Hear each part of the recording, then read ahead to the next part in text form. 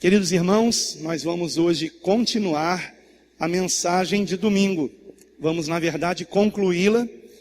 Nós trouxemos aqui uma meditação na Epístola de Paulo a Tito, capítulo 2, a partir do versículo 11. Nós vamos fazer de novo essa leitura, mas essa mensagem é a continuação da mensagem de domingo passado, intitulada Ensinamentos da Graça Salvadora. Amém? Nos diz assim o texto sagrado: porque a graça salvadora de Deus se há manifestado a todos os homens, ensinando-nos que, renunciando à impiedade e às concupiscências mundanas, vivamos neste presente século sóbria e justa e piamente, aguardando a bem-aventurada esperança e o aparecimento da glória do grande Deus e nosso Salvador Jesus Cristo, o qual se deu a si mesmo por nós, para nos remir de toda iniquidade e purificar para si um povo seu especial, zeloso de boas obras. Somente até aqui, os irmãos podem sentar-se, por favor.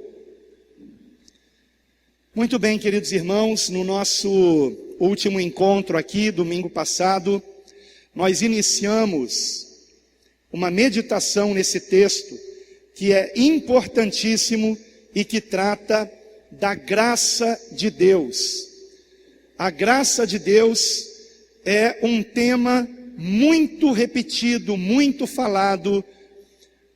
É um tema no qual muitos pregadores insistem, mas eu me pergunto até que ponto os ouvintes compreendem do que se trata a graça de Deus.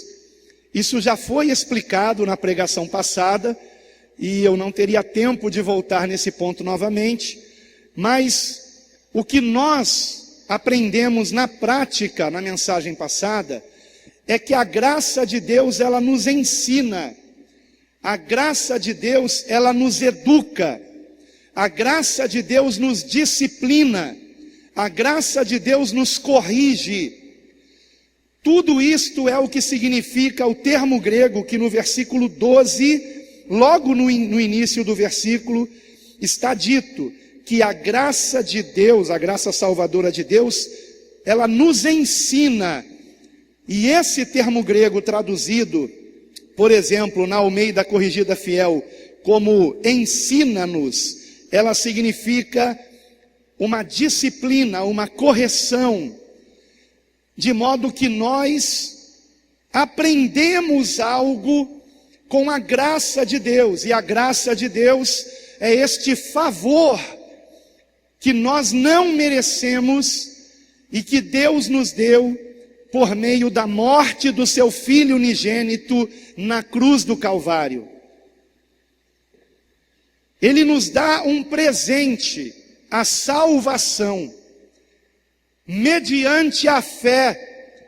Pela fé, nós recebemos esse presente. Mas quando de fato nós compreendemos a graça de Deus, quando de fato recebemos o presente de Deus, que é Jesus Cristo, amados. E é por isso que em João 3,16 está dito que Deus amou o mundo de tal maneira que deu o seu Filho unigênito, é um presente.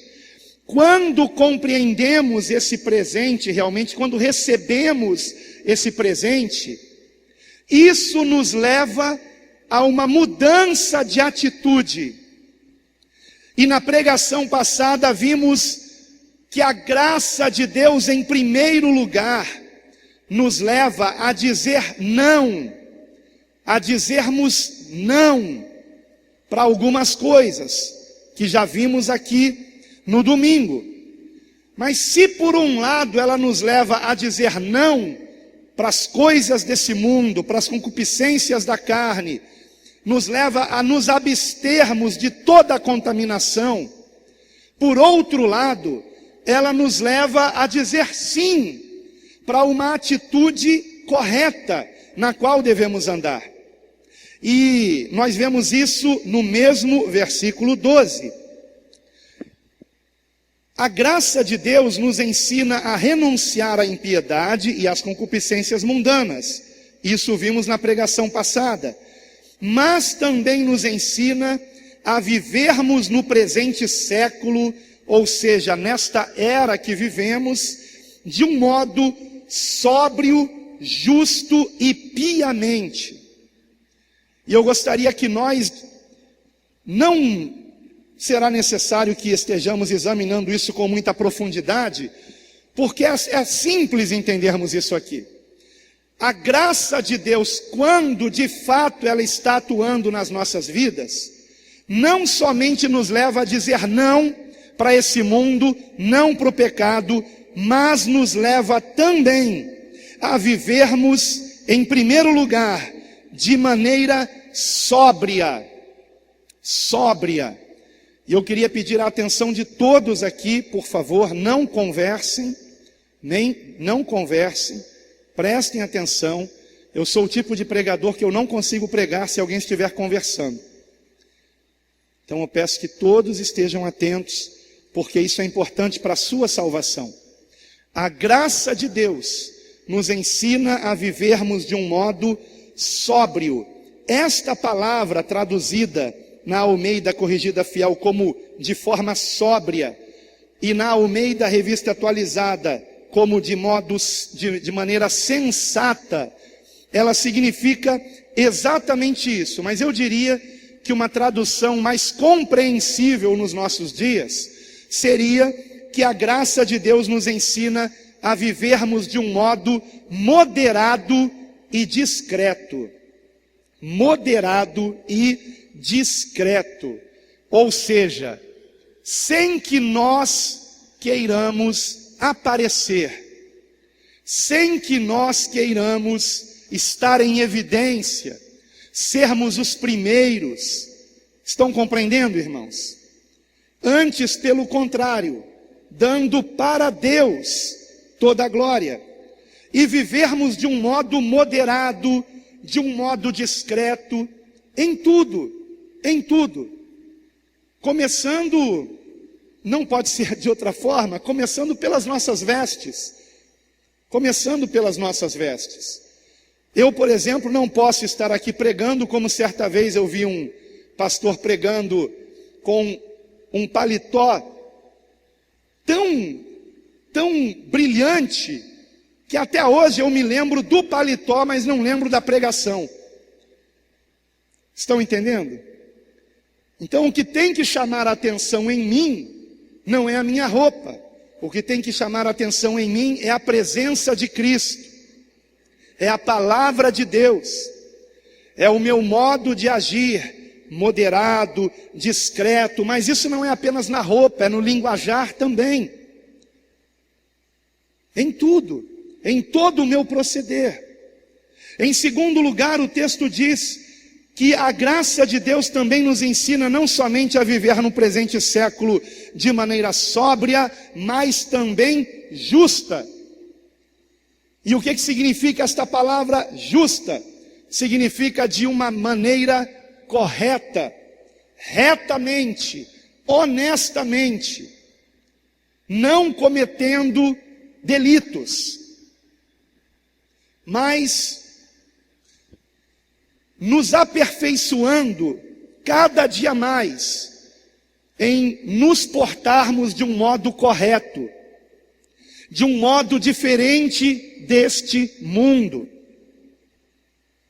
E nisso, amados, precisamos fazer uma autoanálise, porque às vezes, sem querer até, por uma falta de vigilância, nós acabamos cometendo pecados que, por serem tão comuns, nós já não vemos mais como pecados. Por exemplo, e foi algo que eu precisei me corrigir recentemente. Todos nós, a maioria aqui pelo menos, tem computadores, ou desktops, ou notebooks, e temos programas nesses computadores. Mas o programa que você tem no seu computador é original? Ou é um programa craqueado? E outro dia me chamaram a atenção nisso. E eu agradeci a pessoa que me chamou a atenção. E ela me disse: pastor, é tão errado ter um programa craqueado quanto ter um gato net, quanto ter um gato de luz, por exemplo. É errado da mesma forma. E quando esse irmão me disse isso, eu respondi a ele: imediatamente eu vou me consertar, ainda que eu tenha que estourar o limite do meu cartão, eu vou comprar o programa, porque a gente leva o computador para consertar em certos lugares, e eles, como é que se chama quando faz o... Oi? Isso, formata isso. Eles formatam o computador e colocam lá, por exemplo, o pacote do Office craqueado. Colocam lá o Windows 7, o Windows 10 craqueado. E a gente acaba aceitando aquilo daquela forma e não se corrige nisso.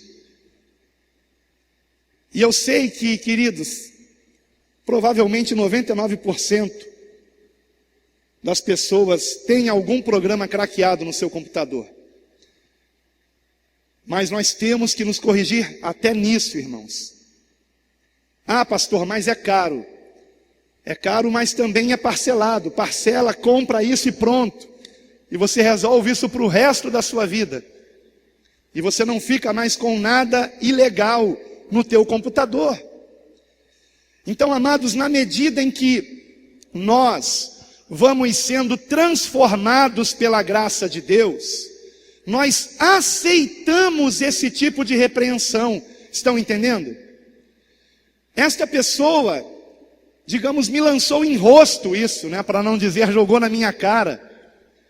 O senhor tem no seu computador programa craqueado, não tem?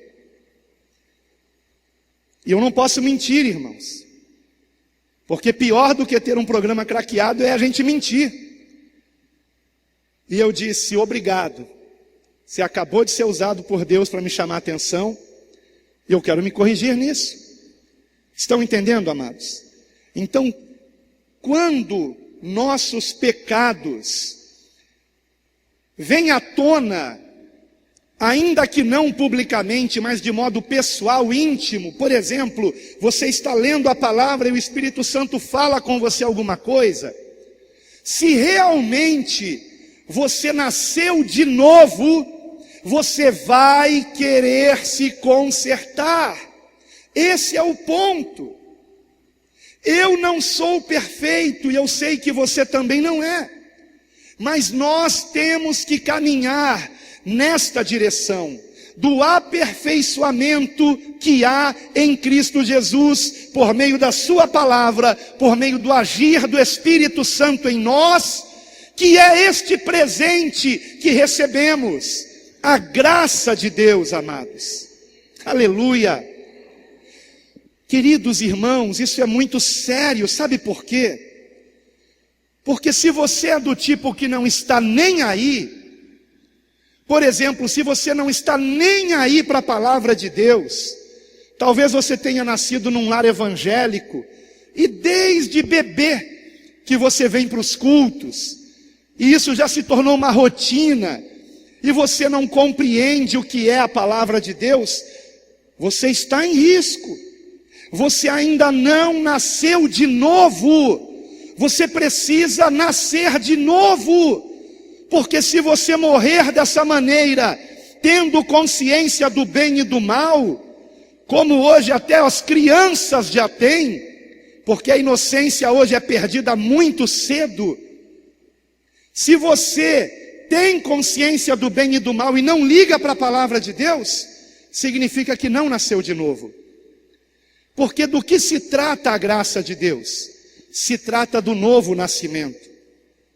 E o novo nascimento é recebermos um novo Espírito em nós, que é o Espírito Santo de Deus. Ele se une ao nosso espírito. nos tornamos um com Ele, e Ele vai nos pegando pela mão e nos conduzindo no caminho que devemos andar. E então vamos aprender que é um caminho de fato apertado, como o Senhor Jesus nos ensinou. Estreita é a porta e apertado o caminho que conduz à vida. Mas por outro lado, é um caminho no qual nós sentimos prazer em obedecer a Deus, amados.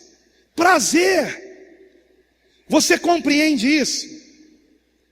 Outro dia um pastor disse assim para mim, que no final do culto se aproximou dele alguém que ouviu uma pregação minha e disse: eu acho que eu me enganei com o pastor Alan, porque eu saí do sistema religioso e agora eu estou sendo oprimido por mandamentos, por coisas que eu tenho que fazer e deixar de fazer. E qual é a minha resposta para isso, irmãos? A minha resposta é o que está escrito na primeira epístola de João, que os mandamentos do Senhor não são penosos. Os mandamentos de Cristo não são penosos. Mas para quem que eles não são penosos?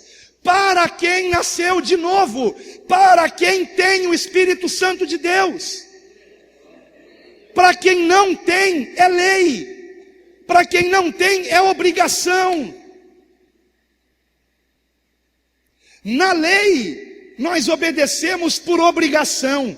Na graça, nós também obedecemos, mas obedecemos por amor.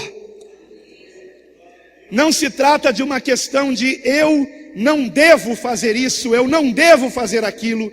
Se trata de uma questão de eu não quero fazer isso, eu não quero fazer aquilo. Estão entendendo? Eu não quero. E neste eu está também Deus. Porque Ele habita em nós, se nós o amamos. Então esta transformação da graça de Deus, eu não vou dizer que ela se dá naturalmente, porque esta palavra é inadequada. Mas no mesmo sentido, mas exatamente no outro extremo, ela se dá espiritualmente. Estão entendendo? É uma transformação espiritual que se dá em nós, gradativa. Então eu não vou dizer é natural, mas é esperado que a cada ano vocês vejam em mim, para a glória de Deus, um homem cada dia mais santo, cada dia mais separado das coisas desse mundo.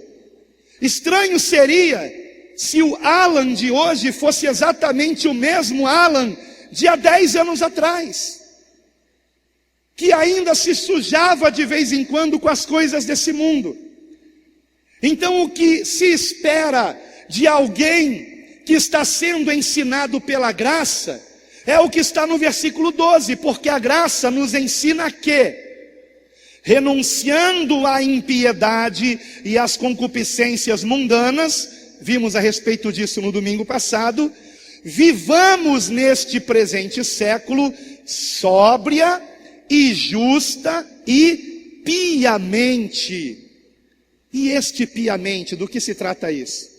Esta é uma palavra que no grego, ela só aparece mais uma única vez no Novo Testamento. E esta única vez, ela se encontra bem pertinho aqui de Tito, está na segunda epístola a Timóteo. Então você volte 2 ou 3 páginas na sua Bíblia. 2 Timóteo, capítulo 3, versículo 12. Onde nós encontramos escrito o seguinte: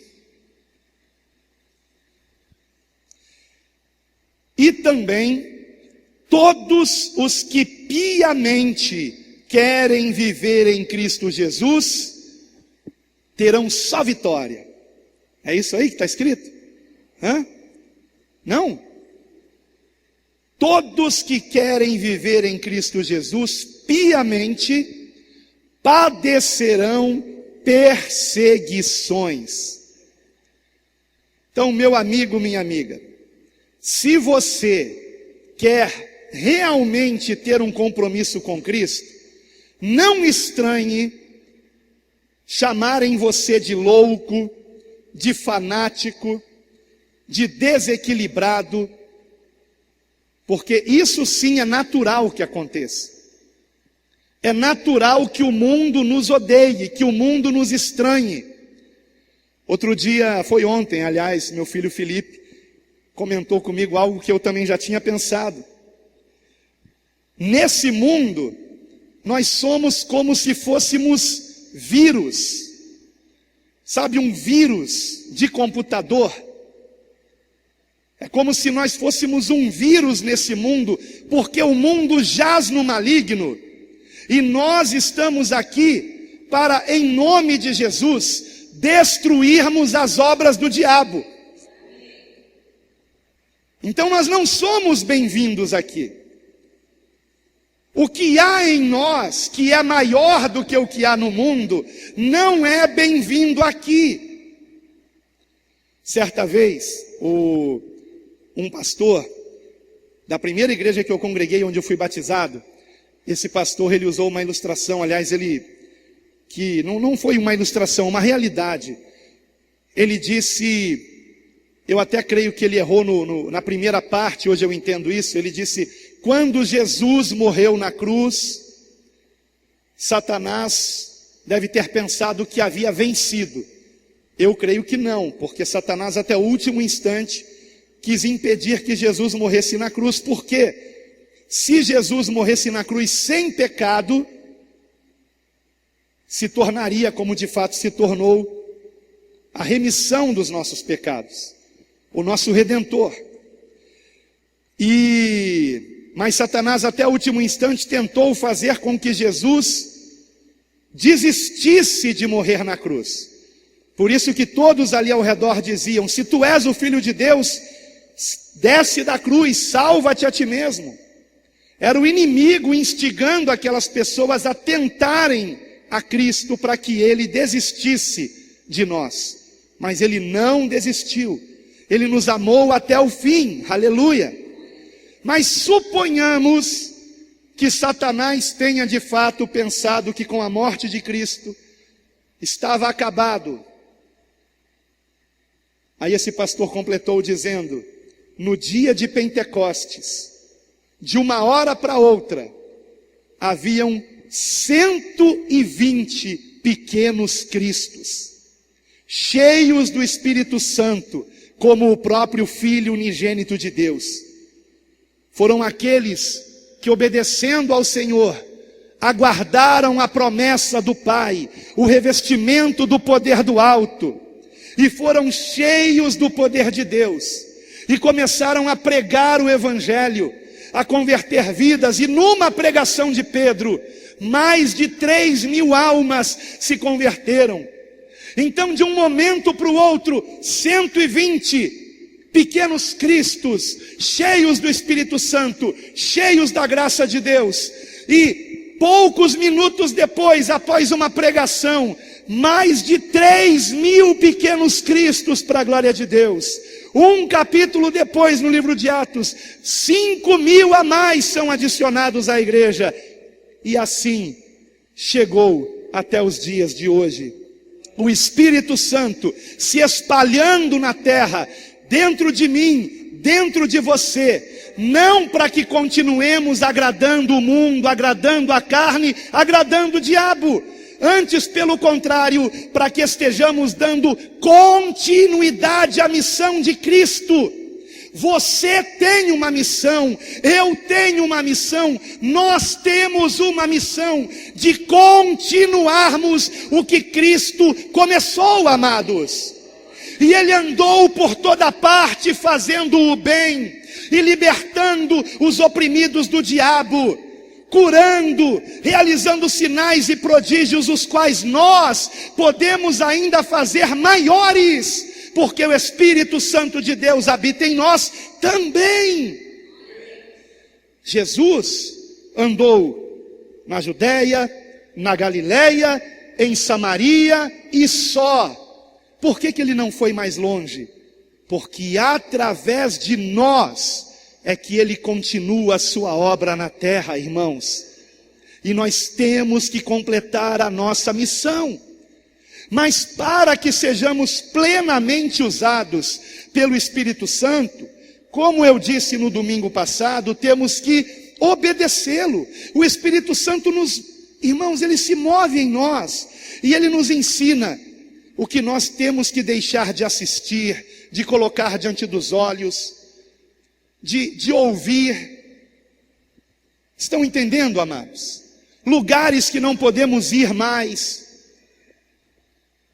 linguajares que não convém a um servo de Deus, o Espírito Santo de Deus fala conosco. Cabe a você não resistir ao Espírito Santo de Deus.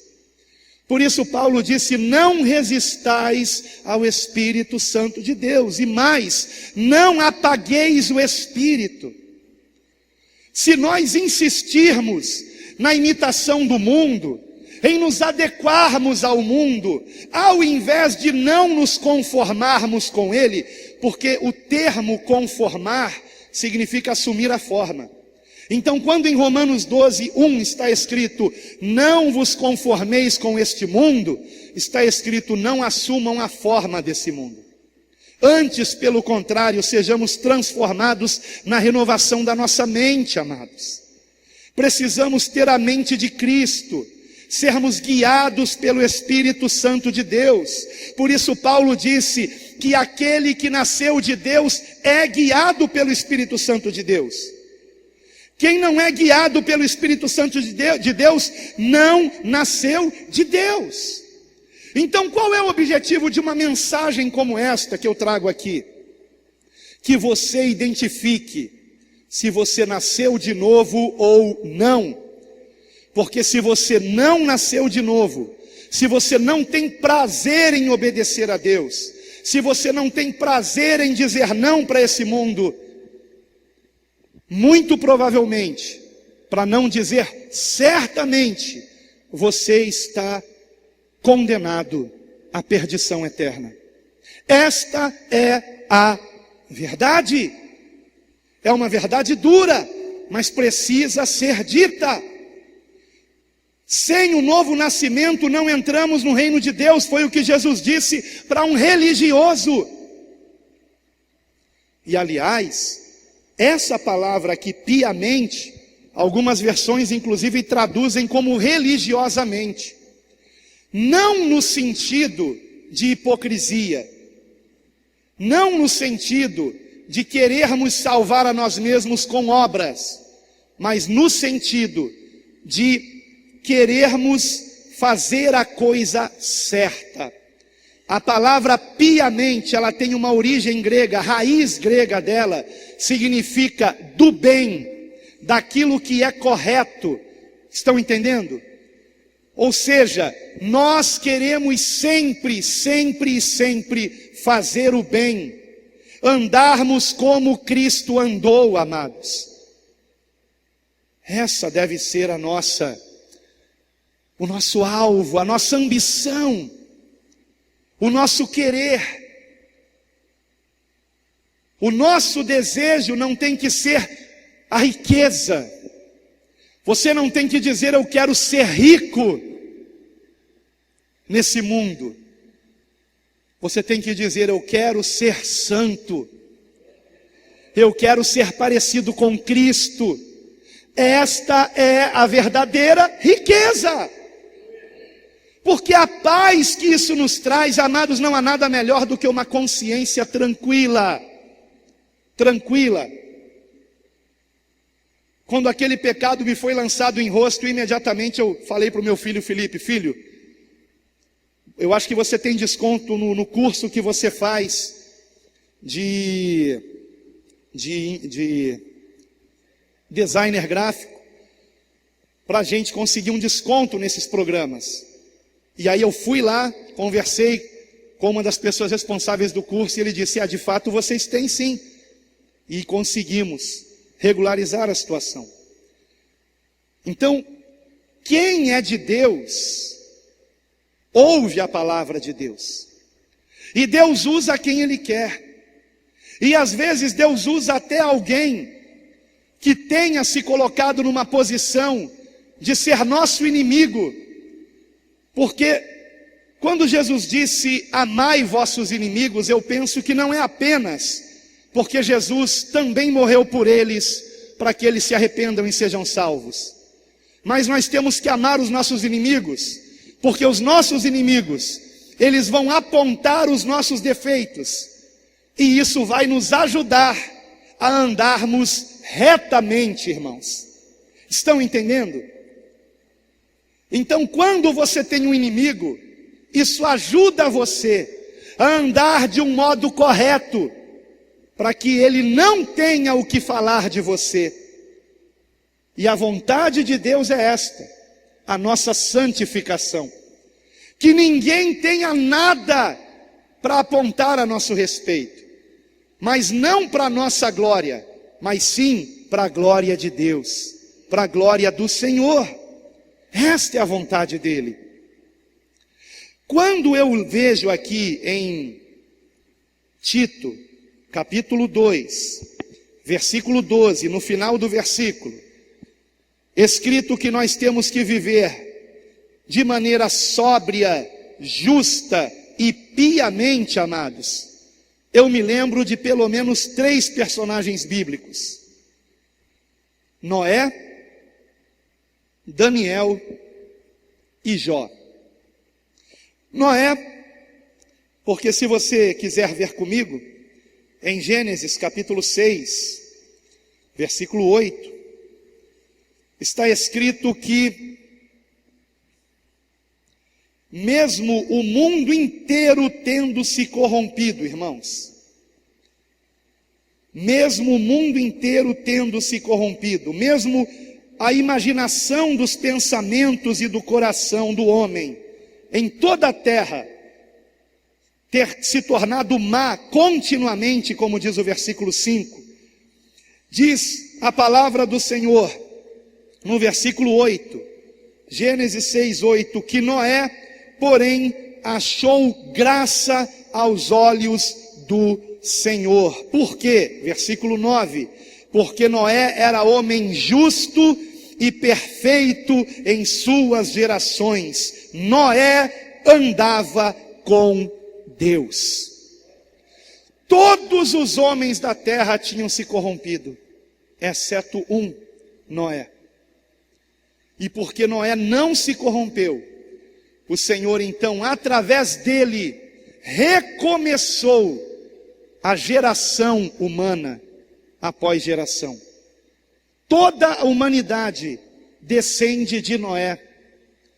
Todas as raças da terra foram distribuídas segundo os 3 filhos de Noé, Sem, Cã e Jafé. Se Noé não tivesse sido um homem justo, reto, temente a Deus, que se desviava do mal, nós não estaríamos aqui, irmãos. Nós não existiríamos. Vocês compreendem o quanto é importante nós andarmos dessa maneira? Quando Jesus disse que nós somos o sal da terra, irmãos, entenda, sal, naquela época, como hoje ainda em alguns lugares, era usado para preservação. Não havia geladeira. Então, por exemplo, se pegava a carne para que ela não apodrecesse, passava-se a carne toda no sal. E assim a carne ela não apodrecia rapidamente.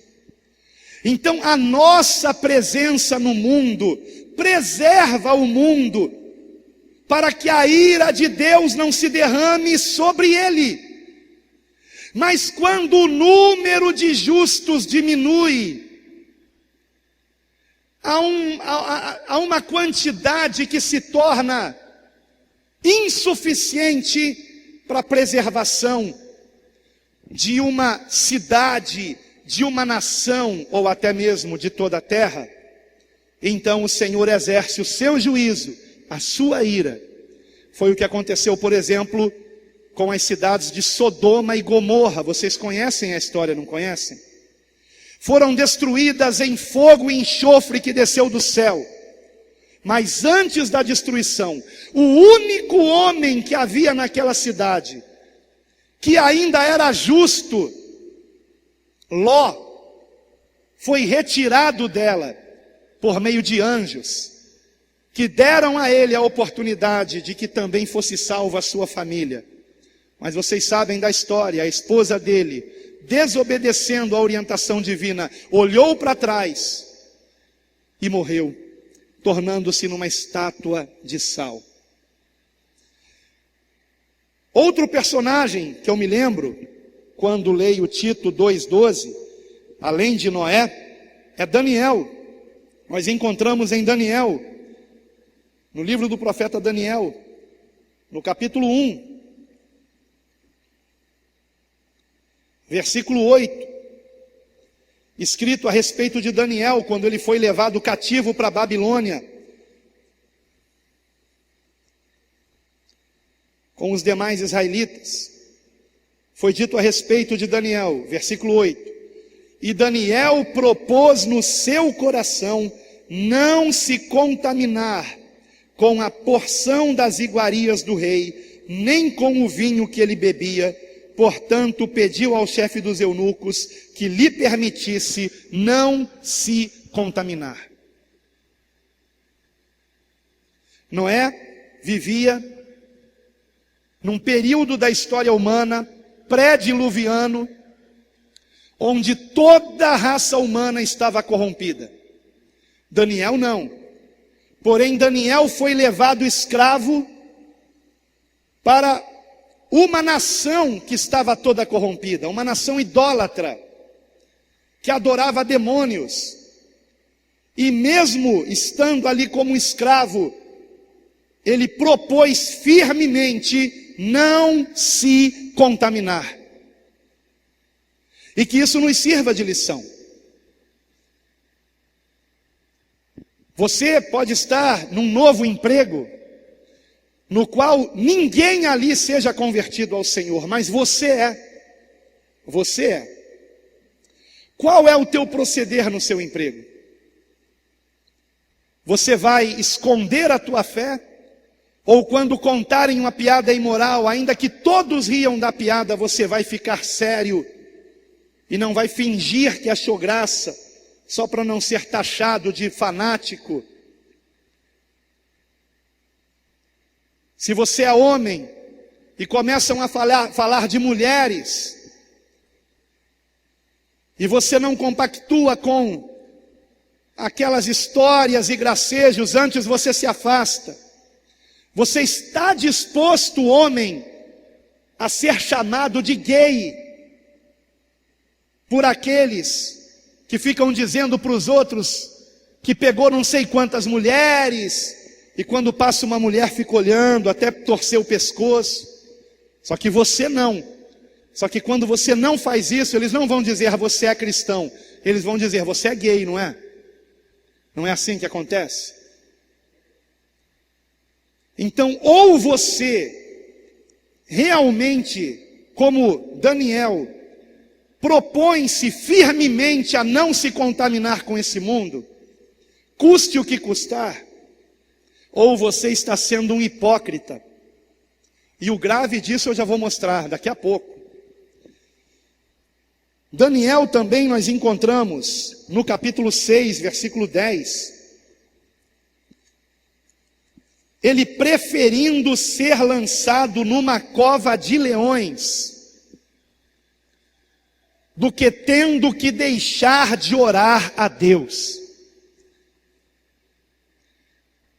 O rei Dario foi convencido a estabelecer um decreto que dizia, está no versículo 7 o decreto, no final do versículo, que qualquer que por espaço de 30 dias fizesse uma petição a qualquer Deus ou a qualquer homem e não ao rei, fosse lançado na cova dos leões.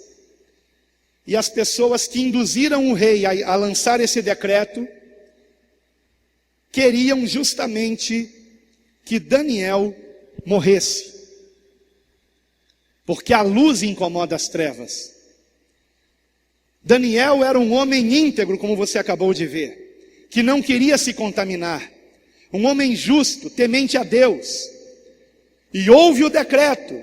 Mas o que foi que Daniel fez quando houve o decreto? Versículo 10.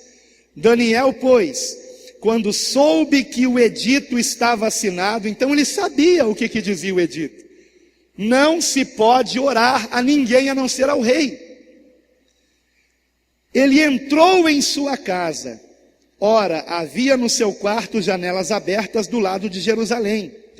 E 3 vezes no dia se punha de joelhos e orava e dava graças diante do seu Deus, como também antes costumava fazer. Então, antes do decreto, ele orava 3 vezes ao dia. E depois do decreto, ele passou a orar só 1 vez ao dia, para correr menos risco de ser visto? Ou 2 vezes? Não, ele permaneceu orando 3 vezes ao dia. Então Daniel preferiu ser lançado numa cova de leões e correr o risco de morrer, do que passar um dia sequer sem orar ao Senhor. Será que nós estamos dando esse valor à nossa comunhão com o Pai, irmãos? É nesse nível de espiritualidade que a graça de Deus quer que nós cheguemos. Nós não nos convertemos a Cristo para sermos esquentadores de banco, irmãos.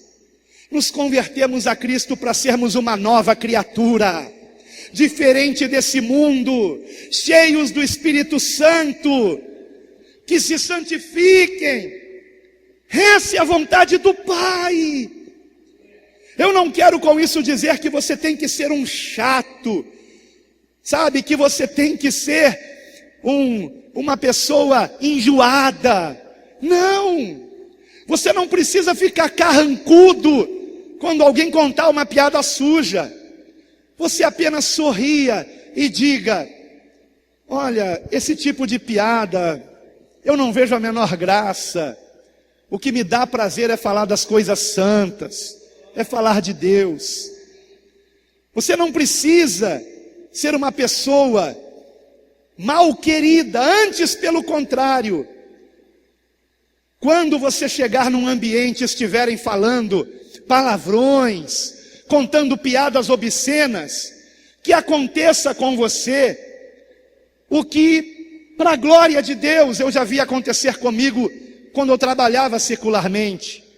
As pessoas diziam: opa, vamos respeitar o irmão, vamos respeitar o irmão. E não era zombaria não, irmãos. É porque eles sentiam que o que há em mim é santo e precisa ser respeitado. Eu não mereço respeito de ninguém, mas o que há em mim merece todo respeito e consideração. E nascer de novo é isso. Nós ainda somos vasos de barro, mas o que habita em nós é um tesouro santo. O que habita em nós precisa ser cuidado com amor, com zelo. Não afaste o Espírito Santo da sua vida. Não obrigue o Espírito Santo a estar onde ele não gostaria de estar, a assistir o que ele não gostaria de assistir, a ouvir o que ele não quer ouvir. Se afaste de intrigas, se afaste de fofocas, não dê a sua língua para o mal, não coloque seus olhos em coisas obscenas, antes, pelo contrário, guarde o bom tesouro que há em você, a presença de Deus em nós, há uma porção de Deus em nós. E isso precisa ser cuidado com amor, com carinho. E na medida em que nós fazemos isso, o Espírito Santo em nós vai nos ensinando como devemos nos comportar. Ele vai nos influenciando, porque somos influenciáveis. Somos influenciáveis. Por isso há um ditado filosófico que diz: dize-me com quem andas e te direi quem és. Por exemplo, quando certa vez prenderam certos apóstolos, os que os prenderam disseram que eles certamente tinham andado com Jesus. Por quê? Porque eles eram diferentes. O fato deles terem andado com Cristo fez com que eles mudassem. E certamente os soldados, os algozes, os sacerdotes, os escribas, os fariseus, os saduceus, que estavam prendendo os apóstolos, estavam vendo que eles não eram homens religiosos hipócritas, mas que eles de fato eram homens santos de Deus. Aleluia! Mas a luz incomoda as trevas, e todos que querem viver piamente em Cristo Jesus serão perseguidos. Então, se realmente você ama a Cristo e quer se consagrar para Ele, saiba de duas coisas. Primeiro, você será poderosamente usado por Deus para a glória de Deus. Mas segundo, você será perseguido. Mas que assim como os apóstolos, você também sinta prazer, alegria nos açoites, nas bofetadas, nas pauladas, nos apedrejamentos, por amor ao Senhor. Por amor ao Senhor. Porque não há modo mais digno de nós morrermos do que dando a nossa vida por aquele que deu a sua vida por nós. Aleluia. Eu já pedi a Deus, e eu creio que Ele vai atender essa oração, que eu não venha morrer num acidente, que eu não venha morrer num afogamento, que eu não venha morrer atropelado, que eu não venha morrer escorregando numa casca de banana, batendo a cabeça no meio-fio, que eu não venha morrer de uma enfermidade, mas que eu venha morrer por pregar o Evangelho até o fim. Não que eu queira que alguém vá para o inferno por me matar, antes pelo contrário, para que eu tenha a oportunidade de orar como Estevão. Não lhes atribua, Senhor, esse pecado. E assim como aconteceu com Saulo, que consentia na morte de Estevão, quando viu Estevão orando por ele e morrendo daquela forma digna, o aguilhão do Senhor entrou no coração de Paulo. E a partir daquele momento, ele não parava mais de pensar em Cristo, continuava perseguindo os cristãos, até que o Senhor lhe apareceu no caminho para Damasco e disse: Saulo, Saulo, por que me persegues? Quem és tu, Senhor? Eu sou Jesus a quem tu persegues. Ora, mas Saulo perseguia Jesus? Saulo perseguia os discípulos de Cristo. Então, amados, o que aprendemos com isso? Os que querem viver piamente em Cristo padecerão perseguições, mas aqueles que nos perseguem, ainda que não saibam, estão perseguindo a Cristo e prestarão contas com Deus. E quando nós oramos por eles, quando oramos pelos que nos perseguem, o milagre acontece. Eles se convertem a Cristo e passam de perseguidores a perseguidos por proclamarem também o Evangelho da salvação. Esse é o poder do Evangelho, o amor de Deus em nós, nos levando a orar pelos nossos inimigos, a abençoar os que nos maldizem, a fazer o bem para os que nos fazem o mal. E é isso que cancela a operação do diabo nesse mundo. Quando nós pagamos o mal com o bem, o mal é anulado, é cancelado. E quando nós oramos pelos que nos perseguem, eles se convertem a Cristo. E essa é a vontade do Senhor, a salvação e não a condenação. Eu encontro também um terceiro homem, que é Jó, e você certamente conhece a história de Jó. Se você quiser abrir comigo o livro de Jó, no meio da Bíblia, antes de Salmos, Jó capítulo 1, versículo 8. Jó capítulo 1, versículo 8. Está escrito: e disse o Senhor a Satanás: observaste tu a meu servo Jó, porque ninguém há na terra semelhante a ele. Você já imaginou o Senhor dizendo isso a teu respeito? Qualidades de Jó: homem íntegro e reto, temente a Deus e que se desvia do mal. Será que Jó assistiria a televisão, se no tempo dele houvesse televisão? Como pode alguém se desviar do mal vendo televisão, irmãos? Se nós não temos a menor ideia do que vai aparecer diante dos nossos olhos no momento seguinte. E de uma hora para outra, num filme de ação, aparece uma mulher nua, que não é a sua esposa. Como pode você se manter puro?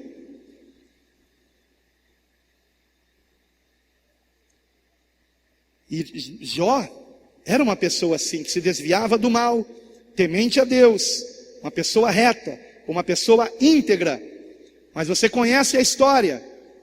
Há um desafio de Satanás contra o Senhor, mas o Senhor, conhecendo Jó, e para dar uma lição ao maligno, permite que num único dia Jó perca todos os seus bens e até mesmo seus filhos, num único dia. Imaginem vocês, que terrível. Mas qual foi a resposta de Jó? Versículo 21, do mesmo capítulo 1. Nu saí do ventre de minha mãe, e nu tornarei para lá. O Senhor deu, e o Senhor o tomou. Bendito seja o nome do Senhor. Aleluia. Este é Jó. E finalmente, depois que é tocado na sua pele, na sua saúde, a própria esposa de Jó diz a ele, versículo 9 do capítulo 2: ainda retens a tua sinceridade, amaldiçoa a Deus e morre. Porém ele lhe disse: como fala qualquer doida, falas tu. Receberemos o bem de Deus e não receberemos o mal? E o texto prossegue dizendo: em tudo isto não pecou Jó com os seus lábios.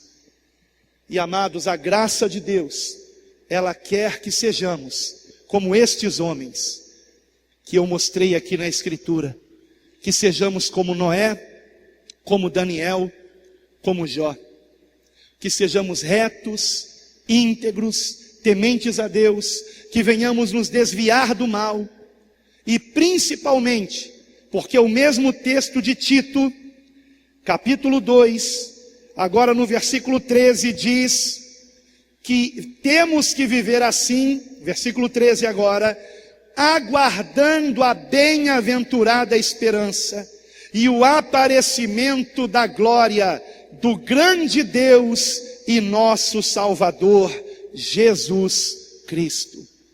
Ou seja, a graça de Deus nos ensina a viver assim, para um encontro, e esse encontro é como o encontro da noiva que está se ataviando, que está se preparando para se encontrar com o noivo. Vestes brancas, vestidura irrepreensível, postura correta, agradável a Deus. Nós estamos nos preparando para um casamento. E nesse casamento somos comparados à noiva, que precisa vestir branco, que precisa ser pura, que precisa se preparar para se encontrar com o noivo. E esse noivo é Cristo. E Ele está vindo, e Ele está voltando, amados. E Ele espera nos encontrar desta maneira, espera que nós estejamos renunciando à impiedade, às concupiscências mundanas, e espera que estejamos vivendo neste presente século de maneira sóbria, justa e piamente. Não se contente com nada menos do que isto, irmãos. Não compare a sua vida cristã com a vida que a maioria dos evangélicos levam, porque a maioria deles não quer seguir isso que nós estamos aprendendo na palavra. Não quer, infelizmente não quer. Não quer. Estão se contaminando com o mundo, estão se parecendo com o mundo, assumindo a forma do mundo, trazendo o mundo para dentro da igreja. E por isso é que o Senhor diz à igreja do último período da história humana, a igreja de Laodiceia: vomitar-te-ei da minha boca, porque és morno, ou seja, és misturado com o mundo. Que não sejamos assim, irmãos. Eu encerro essa mensagem com a leitura de Ezequiel, capítulo 14. Em Ezequiel 14 nós temos uma advertência. E você já tem notado que o juízo de Deus já está se derramando sobre a terra. Catástrofes, pestes, violência, guerras, tudo isso já está acontecendo. Como é que podemos escapar destas coisas? Escute, Ezequiel capítulo 14, versículo 12 em diante. Veio ainda a mim a palavra do Senhor dizendo: filho do homem, quando uma terra pecar contra mim, se rebelando gravemente, então estenderei a minha mão contra ela, e lhe quebrarei o sustento do pão, e enviarei contra ela fome, e cortarei dela homens e animais. Ainda que estivessem no meio dela estes 3 homens, Noé, Daniel e Jó, eles, pela sua justiça, livrariam apenas as suas almas, diz o Senhor Deus.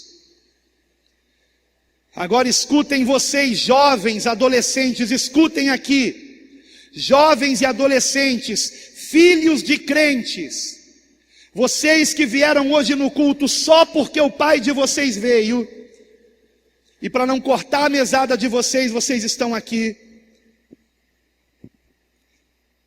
Vejam o que diz o versículo 19, Ezequiel 14, 19. Ou se eu enviar a peste sobre aquela terra, e derramar o meu furor sobre ela com sangue, para cortar dela homens e animais, ainda que Noé, Daniel e Jó estivessem no meio dela, vivo eu, diz o Senhor Deus, que nenhum filho, nenhuma filha eles livrariam, mas somente eles livrariam as suas próprias almas pela sua justiça. E esta terra, o Brasil, tem cometido graves pecados contra o Senhor, gravíssimos. Eu não tenho dúvidas, irmãos, de que nós estamos à beira de um terrível juízo de Deus. E o Senhor me deu a missão de alertar a igreja. Ele me deu a missão de alertar você. E ai de mim se eu mesmo não tomar cuidado com o que eu estou pregando. Eu preciso viver o que eu prego, amados. Essa palavra que eu prego corta primeiro para mim. Eu preciso andar assim, amados, dizendo não para esse mundo, tirando os meus olhos de tudo que desagrada a Deus, andando da maneira como Deus espera que eu ande, fazendo o bem, amando o meu próximo, pregando o evangelho. Porque se eu não me portar assim, a palavra de Deus me garante nesse texto que eu não escaparei do juízo do Senhor. Mas os olhos de Deus estão sobre aqueles que o temem. Os seus anjos acampam-se ao redor dos que o temem e os livra. Se nós realmente fazemos do Senhor o nosso refúgio, se Ele é a nossa fortaleza, se habitamos no refúgio do Altíssimo, 1000 cairão ao nosso lado, 10.000 à nossa direita, mas nós não seremos atingidos. Aleluia! Então permita que a graça de Deus salve você. Salve você. E você que é filho de crente, permita que a graça de Deus salve você. Leve a palavra de Deus a sério. Igreja não é clube, igreja não é circo, altar não é palco, pastor não é palhaço. Você não está aqui para se entreter, você está aqui para ser salvo pela palavra de Deus. Aceite a palavra, receba a palavra e permita que ela venha salvar você, em nome de Jesus.